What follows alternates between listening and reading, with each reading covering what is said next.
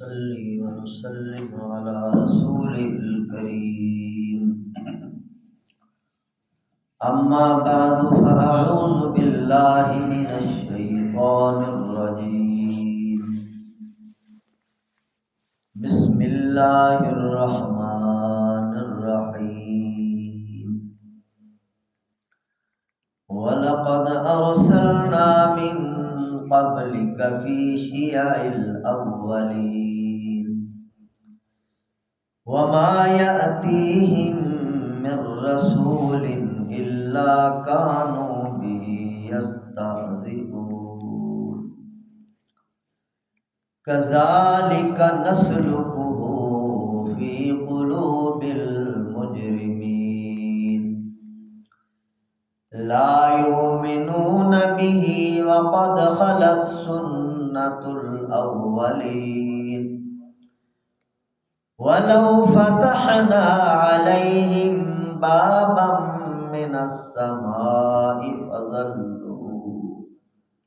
فظلوا فيه يعرجون لقالوا إنما سكرت أبصارنا بل نحن قوم مسحورون سبحان ربك رب العزة عما يصفون وسلام على المرسلين والحمد لله رب العالمين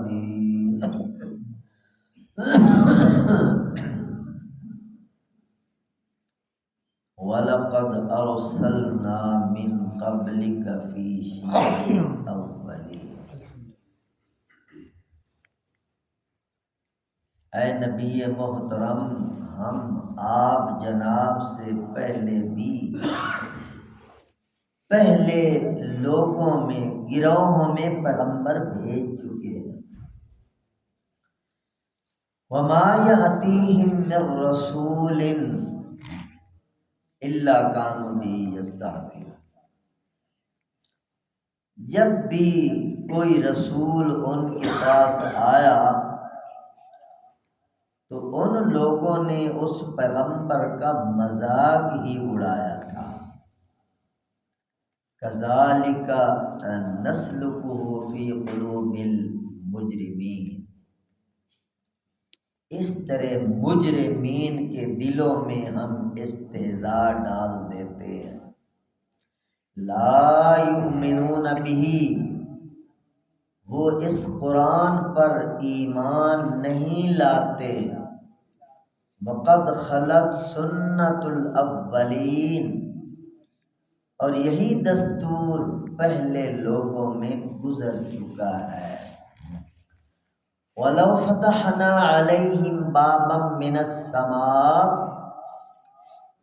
اگر ہم ان لوگوں پر آسمان سے دروازہ کھول دیتے، فَظَلُّوا فِيهِ يَعْرُجُونَ،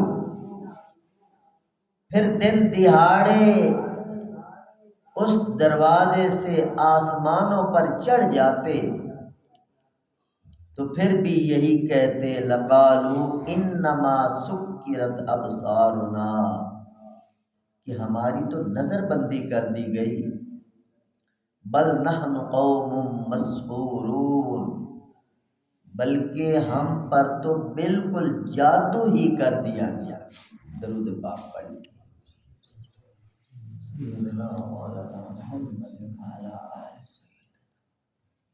یا رب صلی وسلم دائما علی حبیبک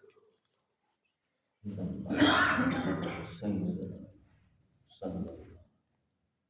حاضرین محترم، آج آخری درس ہے ماشاءاللہ۔ پورا رمضان شریف آپ حضرات نے سعادت حاصل کی، اللہ کا پیغام آپ کے کانوں سے گزرتا رہا۔ اللہ پاک اس کا نور ہم سب کو نصیب فرمائے اور اس نور کو کامل طریقے سے سنبھالنے کی توفیق نصیب فرمائے۔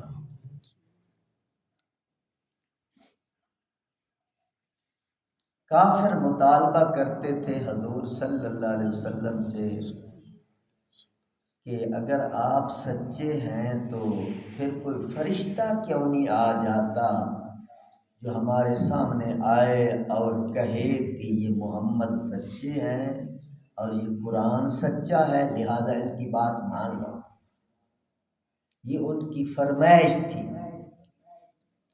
تو اللہ تعالیٰ نے فرمایا کہ فرشتے تو پھر اخیر میں آتے ہیں، ما ننزل الملائکۃ الا بالحق، فرشتے تو پھر حق کا فیصلہ لے کے آتے ہیں، آخری فیصلہ۔ اس کے بعد پھر وما کانوا اذا منذرین، پھر مہلت کا ٹائم ختم ہو جاتا ہے۔ فرشتوں کا آنا وہ فائنل ہوتا ہے، آخری ہوتا ہے، وہ فیصلہ کن ہوتا ہے۔ ابراہیم علیہ السلام کے پاس بھی ایک بار فرشتے آئے تھے، وَلَقَدْ جَاءَتْ رُسُلُنَا إِبْرَاهِيمَ بِالْبُشْرَىٰ، انسانی شکل میں آئے تھے۔ ابراہیم علیہ السلام انہیں انسان سمجھ کر ان کے لیے انہوں نے ایک بچڑا ذبح کیا اور بھون تل کے ان کے سامنے رکھ دیا۔ فَلَمَّا رَأَىٰ أَيْدِيَهُمْ لَا تَصِلُ إِلَيْهِ نَكِرَهُمْ وَأَوْجَسَ مِنْهُمْ خِیفَةً، جب ابراہیم علیہ السلام نے دیکھا یہ تو کھا ہی نہیں رہے، اس ٹائم جس کے ساتھ دشمنی ہوتی تھی اس کے گھر کا کھانا نہیں کھایا جاتا تھا، تو ابراہیم علیہ السلام کے دل میں خوف آیا، یار یہ کون لوگ آ گئے ہیں، کھانا نہیں کھا رہے، دل میں خوف آیا۔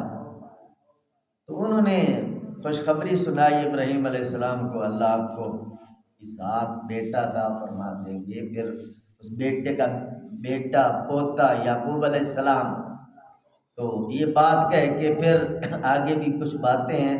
تو بہرحال پھر انہوں نے بات واضح کر دی کہ حضرت ہم فرشتے ہیں،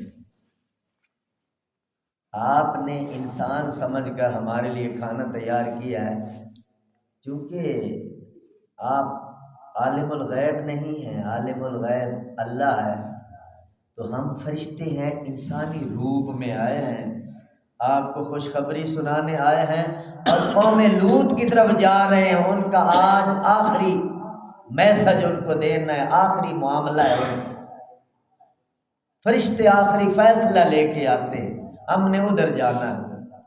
تو ابراہیم علیہ السلام کے کزن تھے حضرت لوط علیہ السلام، مسیر تھے یا چچیر تھے اس کی طرف۔ تو ابراہیم علیہ السلام جھگڑا کرنے لگے فرشتوں سے، یجادلنا فی قوم لوط، قوم لوط کے بارے میں ابراہیم علیہ السلام نے بحث کی کہ وہاں اللہ کے پیغمبر لوط بیٹھے ہیں، تم ان کو تباہ کرنے جا رہے ہو، تو بحث کی اور ان کو بچانے کی کوشش کی۔ تو فرشتوں نے کہا حضرت اعرض عن ھذا، چھوڑو اس بات کو، بس آپ کو خوشخبری دینی تھی اور ادھر بدخبری لے کے جا رہے ہیں، اور ہمارا راؤنڈ آخری ہوتا ہے، ہم اللہ کے فرشتے ہیں۔ تو یہ بات کہہ کے پرواز کی اور قوم لوط کے پاس سیدھے آئے، حضرت لوط علیہ السلام کے پاس، وہاں بھی انسانی شکل میں خوبصورت نوجوان بچے لڑکے، خوبصورت فرشتے ہیں۔ تو لوط علیہ السلام سے ملاقات ہوئی، تو لوط علیہ السلام نے جب دیکھا تو یہ نوجوان بچے اور اوپرے میں جانتا ہی نہیں ہوں۔ قرآن پاک میں آتا ہے سیء بہم وضاق بہم ذرعا وقال ھذا یوم عصیب، یہ حضرت لوط علیہ السلام نے اپنے دل کی کیفیت بیان کی اور قرآن نے اس کو محفوظ کیا۔ اتنی ان کو تکلیف ہوئی، دل کڑنے لگا، دھک دھک کرنے لگا، اور چہرہ حضرت کا زرد ہو گیا۔ بھئی قوم میری بدماش ہے، قوم میری کمینی ہے، بے غیرت ہے، وہ ان بچوں کو معاف نہیں کریں گے، پریشان ہو گئے۔ قوم کو پتہ چل گیا تو ان کے پاس خوبصورت بچے آئے ہیں. وَجَاءَهُ قَوْمُهُ يُهْرَعُونَ إِلَيْهِ، دوڑے دوڑے آئے، بھاگے بھاگے آئے وہ بدماش، وہ لواطت پرست لوگ، کمینے لوگ، بدفعلیاں کرنے والے بدماش. یہرعون الیہ ومن قبل کانوا یعملون السیئات، دوڑے دوڑے آئے، اس سے پہلے وہ عادی مجرم تھے ان کرتوتوں کے. تو آ کر لوط علیہ السلام سے کہنے لگے کہ مہمان ہمارے حوالے کر. اللہ، لوط علیہ السلام بڑے پریشان ہو گئے، فرمانے لگے ہؤلاء بناتی، یہ میری بیٹیاں ہیں. قوم کی بیٹیاں نبی کی بیٹیاں ہوتی ہیں. فرمانے لگے ان بیٹیوں کے ساتھ رشتے کر لو، مجھے رسوا نہ کرو، شرم کرو، حیا کرو، غیرت کرو، کیا کر رہے ہو؟ تو انہوں نے کہا کہ لوط تمہیں پتہ نہیں ہمارے خیالات کیا ہیں، ہم کیا چاہتے ہیں، آپ کو پتہ نہیں، لہٰذا ہماری خواہشات کے سامنے روڑے نہ اٹکاؤ، مہمانوں کو جلدی ہمارے حوالے کرو. اب لوط علیہ السلام پریشان ہے، ادھر اللہ نے پردہ رکھا ہوا ہے فرشتے، مگر اللہ نے پردہ رکھا انسانی روپ میں، بچوں کی شکل میں ہے. اگر پتہ ہوتا حضرت لوط علیہ السلام کو یہ فرشتے، پھر پریشان کیوں ہوتے؟ یہی ہمارے علماء دیوبند کہتے ہیں کہ نبی عالم الغیب نہیں ہوتا، عالم الغیب اللہ ہے. ہاں جب اللہ بتا دیتا ہے، پردے ہٹا دیتا ہے، پھر نبی کے سامنے 14 طبق روشن ہو جاتے ہیں. اب پتہ نہیں تو پیچھے ابراہیم علیہ السلام وہ بھی حیران ہوئے، اور ادھر لوط علیہ السلام یہ بھی پریشان ہیں. سیّ بہم وضاق بہم ذرا، یہ ان کے اندر کی کیفیت ہے. اگر پتہ ہوتا فرشتے ہیں تو یہ پریشانی کس چیز کی ہوتی؟ تو جب پریشانی انتہا کو پہنچ گئی اور کہنے لگے ہائے کاش کہ لو ان لی قوتن، آج میرے اندر طاقت ہوتی، میں ان بدماشوں کا ستیہ ناش کر دیتا، ان کو عبرتناک سزا دیتا. یا میرے پاس کوئی جماعت ہوتی ہو آوی الی رکن شدید، طاقتور جماعت جس کے ذریعے میں ان بدماشوں کا مقابلہ کرتا، مگر میں بے بس ہوں، لاچار ہوں، کیا کر سکتا ہوں. یہ بے بسی کے کلمات، اخیر ہو گئی. اللہ بندے کی اخیر دیکھتے ہیں، بڑا سخت امتحان ہوتا ہے. اللہ رحم کا معاملہ فرمایا. جب حضرت لوط علیہ السلام پریشانی کے انتہا کو پہنچ گئے اور وہ بدماش اپنی بدماشی کی انتہا کو پہنچے ہوئے ہیں، بار بار اصرار ہے، اظہار ہے کہ مہمانوں کا ہمارے حوالے کیا، تو پھر اللہ کے حکم کے ساتھ فرشتوں نے راز آؤٹ کر قالوا یا لوط انا رسل ربک، ہم آپ کے رب کے فرشتے ہیں، گھبراؤ نہیں، پریشان نہ ہو. آج اس قوم کی بربادی کا دن آیا ہے، آج ان بدماشوں کی اینٹ سے اینٹ بجا دی جائے گی. آپ پریشان نہ ہوں، بس آپ راتوں رات یہاں سے نکلنے کی کوشش کریں، اپنے گھر والوں کو لے کر راتوں رات نکلیں، یہاں سے جائیں، اس قوم پر عذاب آنے والا ہے. فرشتے جب آتے ہیں تو آخری فیصلہ لے کے آتے ہیں. مشرکین مکہ کہتے ہیں فرشتے ہمیں دکھاؤ، فرشتے یوں آتے ہیں. پھر تو حضرت لوط علیہ السلام بستی سے چلے گئے، اور ان کی بدبخت بیوی، اللہ وامرأتہ، قرآن نے اس کو چھانٹ دیا ہے، جو اس کے نظریات، اس کے عقائد، اس کے خیالات اس قوم سے ملتے جلتے تھے، اس قوم کو جاسوسی کیا کرتی تھی. تو اللہ پاک نے پیغمبر کی بیوی کو بھی انہی کے ساتھ اس کا حشر کر دیا. تو لوط علیہ السلام نکل گئے، صبح کا وقت طے تھا، الیس الصبح بقریب، اس قوم کی بربادی کا صبح کا ٹائم فکس تھا، مقرر تھا، متعین تھا، مقدر تھا. تو جب صبح آ گئی، فلما جاء امرنا جعلنا عالیہا سافلہ قرآن کہہ رہا ہے اس بستی کا نیچے والا حصہ اٹھا کر اللہ نے اوپر کر دیا، اوپر والا نیچے کر دیا۔ جعلنا عالیہا سافلہ وامطرنا علیہا حجارۃ من سجیل منضود۔ اللہ اکبر۔ کیونکہ قوم الٹے کام کرتی تھی تو اللہ پاک نے ان کی پوری بستی کو الٹایا، اور علماء نے لکھا ہے کہ بستی کو الٹا کر اتنا اونچا لے گئے، پہلے اوپر اٹھایا۔ علماء نے لکھا ہے کہ پہلے آسمان کے فرشتے کتوں اور بلیوں کی آوازیں سن رہے تھے، اتنا اونچا لے گئے، اور آسمان کے قریب لے جا کر پھر اس بستی کو الٹایا، اور جب نیچے گری تو میرے محترم دوست بالکل نیچے چلی گئی، بستی نیچے چلی گئی، نیچے والا پانی اوپر آ گیا۔ اور آج بھی میرے دوستو بحر میت کے نام سے دریا وہاں چل رہا ہے، بحر میت اسے کہتے ہیں، وہاں کوئی مچھلی زندہ نہیں رہ سکتی، کوئی کچھوا زندہ نہیں رہ سکتا، کوئی جانور زندہ نہیں، بحر مردار اسے کہتے ہیں۔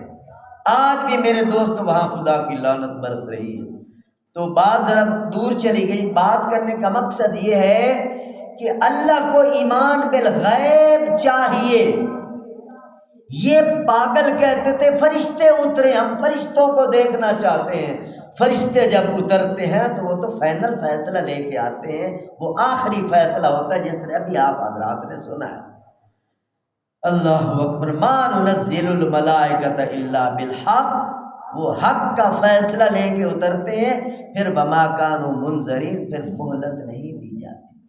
اللہ اپنے نبی سے فرماتے ہیں میرے حبیب وَلَقَدْ أَرْسَلْنَا مِن قَبْلِكَ فِي شِيَعِ الْأَوَّلِينَ، جس طرح آپ کے دور کے کافر استہزاء کرتے ہیں، مذاق کرتے ہیں، فرمائشیں کرتے ہیں، یہ میرے حبیب آپ کے دور کی صرف بات نہیں، ہر دور کے کافر ایسے کرتے چلے گئے۔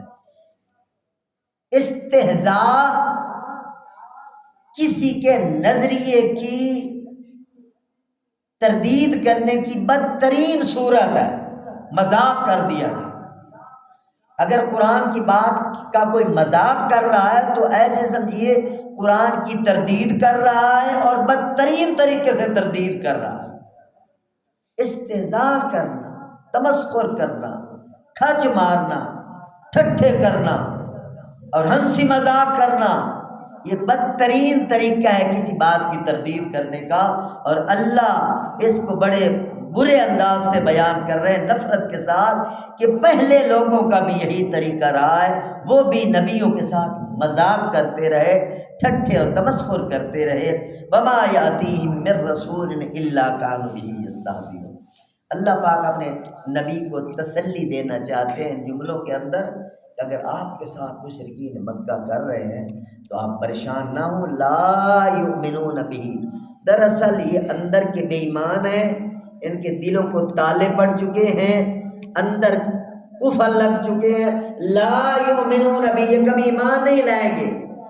یہ فرمائشیں کرنے والے، من مرضی کے معجزات مانگنے والے، لا یؤمنون بہ، یہ پکے بے ایمان ہیں، کبھی ایمان نہیں لائیں گے۔ وقد خلت سنت الاولین، پہلوں میں یہ دستور طریقہ گزر چکا ہے۔ وَلَوْ فَتَحْنَا عَلَيْهِمْ بَابًا مِّنَ السَّمَاءِ، اللہ پاک اس بات کو مزید کھولتے، اللہ فرماتے ہیں میرے حبیب یہ تو فرشتوں کی بات آپ کے سامنے کر رہے ہیں نا، کہ فرشتہ کوئی آ جائے تو ہم اس کی بات مان لیں گے، وہ تائید کرے ہمارے سامنے یہ قرآن سچا، یہ نبی علیہ السلام سچے۔ اللہ فرماتے میں ان کے دلوں سے باخبر ہوں، بالفرض وَلَوْ فَتَحْنَا عَلَيْهِمْ بَابًا مِّنَ السَّمَاءِ، اگر ہم ان کے لیے آسمان سے ایک دروازہ کھول دیں، اور فَظَلُّوا فِيهِ يَعْرُجُونَ، پھر اس دروازے سے دن دہاڑے وہ آسمان پر چڑھ جائیں، آسمان پر چڑھ جانے کے بعد پھر بھی یہ تبصرہ کیا کریں گے، یہ بگڑے ہوئے لوگ، یہ جن کو دلوں پر تالے پڑ چکے، یہ تبصرہ یہ کریں گے لَقَالُوا إِنَّمَا سُكِّرَتْ أَبْصَارُنَا، ہم اوپر چڑھے بھی ہیں، نیچے اترے بھی ہیں، ہمیں لگتا ہے کہ ہماری کو نظر بندی کر دی گئی، یعنی اللہ فرما رہے اگر بالفرض ہم ایسا کر دیں، بالکل سچ مچ کے ان کو آسمانوں پر چڑھا دیں، دروازے کھول کر اوپر لے جائیں پھر نیچے لے آئیں، پھر بھی یہ بدبخت ماننے والے نہیں، کیونکہ یہ ضدی لوگ ہیں، ہٹ دھرم لوگ ہیں، انادی لوگ ہیں، دو اور دو کو پانچ کہنے والے بدبخت لوگ ہیں، آسمانوں پر چڑھ کر بھی کہیں گے لقالوا انما سکرت ابصارنا، ہماری نظر بندی کر دی گئی ہے کہ اوپر چڑھتے ہوئے ہم دیکھ رہے ہیں، نیچے اترتا ہوا اپنے آپ کو دیکھ رہے ہیں، حقیقت کوئی نہیں۔ یعنی اللہ اپنے نبی کو تسلی دیتے ہوئے یوں فرما رہے ہیں کہ یہ ایسے غیر گزرے لوگ ہیں، بلکہ یوں کہیں گے بل نحن قوم مسحورون، نظر بندی سے آگے بڑھ کر ہم پر تو جادو کر دیا گیا، ہم جادو کی حالت کے اندر آسمانوں پر چڑھتا ہوا اپنے آپ کو دیکھ رہے ہیں اور آسمانوں سے اترتا ہوا اپنے آپ کو دیکھ رہے ہیں۔ یہ ان لوگوں کی دل کی کیفیت اللہ پاک بیان فرما رہے ہیں۔ میرے محترم دوستو، دل کا دماغ کے ساتھ بڑا گہرا تعلق ہے۔ دماغ بے شک آئنسٹائن کا بھی مل جائے، بڑے بڑے فلاسفروں کا دماغ مل جائے، بڑے بڑے سائنسدانوں کا دماغ مل جائے، مگر اگر دل ٹیڑھا ہے تو دماغ کی فلاسفی کبھی کامیاب نہیں ہو سکتی۔ دل اگر ٹھیک ہو جائے گا، نیوٹرل ہو کے سوچنے لگے گا، تو دل کا دماغ کے ساتھ تعلق ہے، پھر دماغ کو بھی ہدایت نصیب ہو جائے۔ فَإِنَّهَا لَا تَعْمَى الْأَبْصَارُ وَلَكِنْ تَعْمَى الْقُلُوبُ الَّتِي فِي الصُّدُورِ، اللہ قرآن میں فرماتے ہیں آنکھیں اندھی نہیں ہوتی، دل اندھے ہوتے۔ آنکھیں دیکھ رہی ہوتی ہیں، ہدایت کیوں نہیں ملتی؟ دل اندھے ہیں۔ تو جب تک دل کی اصلاح، اس لیے علماء فرماتے ہیں کہ دل پر بار بار نظر ڈالو، دل میں تعصب نہ آئے۔ بندے کو غصہ آ جاتا ہے، وقتی حالات کی وجہ سے اونچ نیچ ہوتی رہتی ہے، مگر دل کے اندر پکا پکا تعصب رکھ لینا، دل پر پتھر رکھ لینا، دل کو بالکل تالا لگا کے بند کر دینا، یہ بڑی خطرے کی بات ہے۔ کچھ بندے ایسے ضدی ہوتے ہیں، اگر یہ بندہ تو جنت میں بھی ہمیں لے جائے گا تو اس کے ساتھ تو جنت میں نہیں جانا چاہتے۔ بلکہ اسی بولے کے اندر ایک بندے نے مجھے کہا تھا، مجھے بات یاد آ رہی ہے کہ فلاں بندے کے ساتھ تو ہم جنت میں نہیں جائیں گے، یہاں کی بات ہے۔ یعنی یہ ہٹ دھرمی کی ایک مثال ہے۔ ہر دھرم بندہ وہ پاگل ہو چکا ہوتا ہے، اس نے دل کے دروازے خود ہی بند کر لیے ہوتے ہیں۔ تو پھر میرے محترم دوستو، جب بندہ خود ہی دل کے دروازے بند کر لے، پھر نہ کوئی نبی کھول سکتا ہے، نہ کوئی ولی کھول سکتا ہے۔ پھر اگلے جہان ہی جا کے کھلیں گے جب جہنم کا استقبال ہوگا۔ اللہ مجھے اور آپ سب کو ماہ رمضان کے مقدس مہینے کے اندر اپنے دلوں کی حفاظت کرنے کی توفیق نصیب فرمائے، اور اللہ ہمارے دلوں کو ضد سے، ہر درمی سے اور نافرمانی سے اللہ بچنے کی توفیق نصیب فرمائے۔ وآخر دعوانا الحمدللہ رب العالمین والعاقبۃ للمتقین، والصلاة والسلام علی سید الانبیاء والمرسلین۔ اللہم اغفر لنا وللمؤمنین والمؤمنات والمسلمین والمسلمات الاحیاء منهم والاموات من الجنۃ والناس اجمعین، انک سمیع قریب مجیب الدعوات، رب ارحمهما كما ربياني صغيرا۔ وصلی اللہ تعالی علی حبیبہ وخیر خلقہ سیدنا محمد وعلی آلہ واصحابہ وآل بیتہ اجمعین برحمتک۔